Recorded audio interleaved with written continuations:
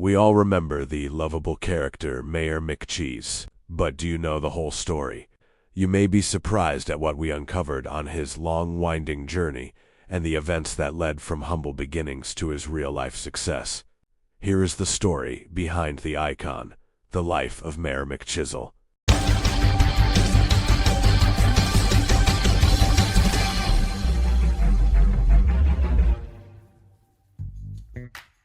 Jacob William McCheeses and Michael James Grimace grew up together. They lived just down the street from each other in a tattered old neighborhood on the wrong side of the tracks. Neither of them had a particularly pleasant upbringing. Growing up back then, you never knew what was coming around the corner. Streets were cracked, lights barely worked, and trouble was always outside your door. It was a rough neighborhood. No one had it good in the hood. Jacob McCheeses' father, Dale, ran off with a stripper named Roxy when he was only 3 years old, so he never really knew his father. His mom worked 2 jobs to keep a roof over their heads. It was enough to keep them fed with cold fast food and expired candy from the gas station. But it certainly was not a great way to grow up. Michael Grimace lived down the street. He lived in a small run-down house with his mom Tricia and dad Darren and 4 brothers and sisters, Gary, Ananda, Misty, and Tabitha. He was the oldest of the siblings. His parents fought a lot. They both worked multiple jobs, and the kids spent a lot of time at home alone watching TV and getting into trouble. Grimace often took over the role of parent to his younger siblings. He didn't always like it, but he did the best he could to be there for his brothers and sisters. But his parents never seemed to appreciate his efforts and were constantly yelling at him for not taking better care of the household. No one family was good up in here. We all had problems growing up. McCheeses and Grimace became quick friends, running up and down the neighborhood streets playing basketball, riding bikes, and egging neighbors' houses. It seemed like they were always in some sort of trouble, but they were inseparable. Grimace was the best friend McCheeses ever had. He was always there for him and supportive of all his efforts, good or bad. Grimace knew deep down that McCheeses was destined for greatness. But Grimace always felt like he himself wasn't ever going to accomplish anything in life. His parents' negativity and his constant family struggles had left a dark stain on his psyche. You feel me? I'm saying, it's like, he felt he wasn't any good, but he knew McCheeses was special though. One weekend, junior year of high school, the boys were at the local mall trying to pick up chicks like usual. There was a talent scout booth set up at the mall looking for upcoming actors and actresses. The boys thought it would be hilarious to go check it out and make fun of all the little kids trying to become famous actors. They knew there was no way either of them would ever get chosen, but to their surprise, the scout loved both of them. She thought their unique look and wild attitudes would be perfect for the new band of characters for the growing McDonald's brand. They quickly became local celebrities, doing commercials and showing up for new restaurant openings and autograph signings. They were a huge hit with the kids because of their strange looks. They were on Happy Meals glassware, and their likenesses were even made into toys and stickers. Before long, they couldn't even walk down the street without mobs of people climbing all over them trying to get an autograph or a Polaroid picture. They had become famous. They were everywhere. You couldn't turn on the TV without seeing Mayor McCheeses and Grimace. The money started rolling in, but because they were so young and had no one to guide them financially, the money rolled right out as soon as they got it. Of course, when you're young and famous, it's a little too easy to fall into a bad lifestyle. Combine the fame and fortune with a rough upbringing and a predatorial group of people around you, and it doesn't take long to begin tumbling down a rough and dangerous path. Everyone wanted a piece of the mayor. I felt for him because I knew how it felt to be preyed on. There's a lot of darkness in Hollywood. But McCheeses and Grimace were on top of the world, playing their McDonald's roles of Mayor McCheeses and the Big Purple Grimace. They went to all the best celebrity parties and as a lead got their hands on all the best alcohol, drugs, and women. They were truly living the Hollywood dream that would soon turn into a Hollywood nightmare. One day at the peak of their fame, The two found themselves back in their old neighborhood, walking the streets like they did so often when they were young, reminiscing and telling stories of youthful, simpler times. But it was a different world for them now. Their fame and riches created jealousy among the kids in the old neighborhood, and one night they were jumped by a group of young men with baseball bats.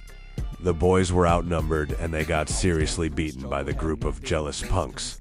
McCheeses was banged up pretty bad but managed to fight back. Grimace, on the other hand, wasn't so lucky.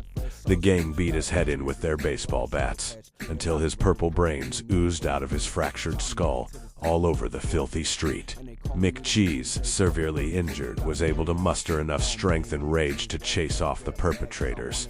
He collapsed next to Grimace and lifted his friend's shattered head up, sobbing and screaming for help. But it brought no relief, and Grimace took his last gasping breath.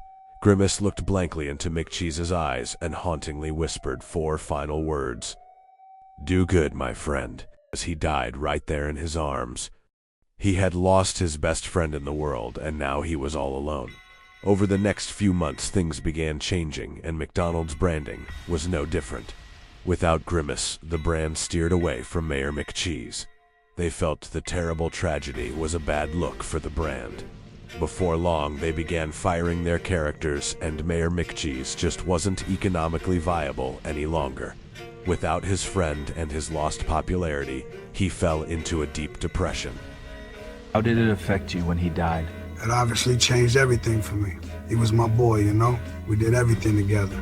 No one believed in me like he did. It was hard, you know? He began robbing anyone he could to get a few extra bucks to feed his drug addiction. Soon after, he joined a violent gang, and they changed his name to Mayor McChizzle. He began tattooing his face with painful memories from his past and his years with McDonald's. He even reached out to an old friend to get some tips on how to be a better crook. The Hamburglar was more than happy to pass on his tricks. Time went by and he completely gave up and had a number of different arrests for burglary and drug charges. He landed in jail for a couple 6-month stretches and one for 2 years. One night, fresh out of the clink, he found himself sitting on a filthy mattress in a dark, dirty alley, all alone, holding a stolen .38 caliber pistol in his mouth, ready to pull the trigger and blow ground beef and American cheese all over the graffitied brick wall to end his suffering.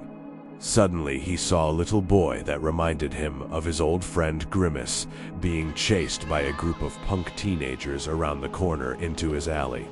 They attacked the boy and started beating him, and something inside McChizzle snapped in that moment. He fought off the teenagers and chased them away and helped the boy to his feet. Beaten and broken, he found out where the boy lived and carried him home. He knocked on the front door, and the little boy's mother answered. Her initial reaction was one of fear and uncertainty, seeing the filthy, toothless hamburger head covered in tattoos, holding her beaten and bloodied son. But the boy explained that McChizzle had saved him, and she was so thankful. That moment forever changed McChizzle's life path. That day changed everything for him. It was like he got a fresh start. He knew that despite all his pain and everything he'd been through, it wasn't too late for him, and he could turn his life around. He quit drinking immediately and battled his drug addiction. He began attending AA meetings and fought day after day to stay sober and to build himself up into a better person. Then he began taking classes at night school to get his GED, and soon found out that he had a true interest in politics. He had played a mayor on TV for years and never really knew what it meant. But he began to realize where his journey was leading him. He knew that it was up to him to use his life experiences to help his neighborhood, his city, and the lost and hurting people in his community. He kept his unique style, and his street experience made him relatable to many in the community. Where the title of mayor used to represent something meaningless, he now used it to create positivity and hope. Everywhere he went, people saw it, and they flocked to him. He refused to remove his face tattoos or his eccentric dress style because he knew it helped the people of his community. relate to him and his humble beginnings, and realize that they too could change and better themselves. I'm a real mayor now, dog. I make their lives better. My friend's last words were, "Do good, my friend." I am, man. I'm doing that for him. Thank you for following the journey of the one and only Mayor McChizzle, a true legend here to stay. Join us next time on VH1 Behind the Icon.